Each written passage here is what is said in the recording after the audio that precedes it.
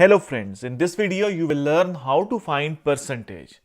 For finding the percentage, I have a table like this. This is a mark sheet of 7 students.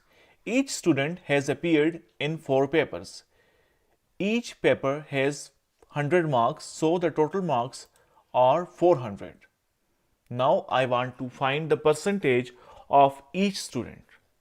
But I cannot find the percentage without the obtained marks. So, first of all, I will have to find the obtained marks by adding up the marks of these 4 subjects. For this, I will select the column where I will need the sum of these marks. I will select this column, then I will apply the sum formula, which is equal sum,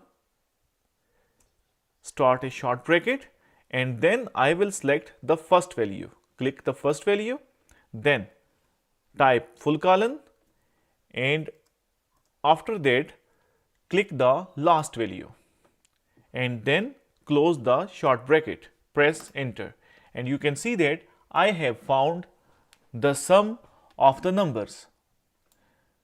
I will drag down it, so I will get the sum of all the students. So I have now, you can see that I have found the sum or obtained marks of all the students. Now our real aim is to find the percentage.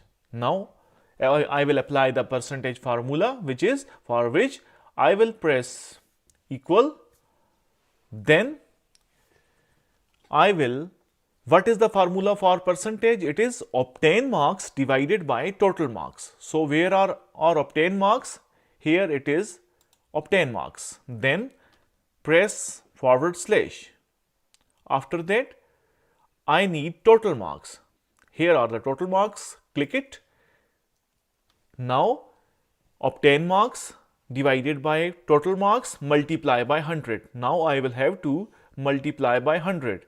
For the sign of multiplication, I will put steric or star. Steric 100. And then I will press enter, and you can see that I have found the percentage of the student.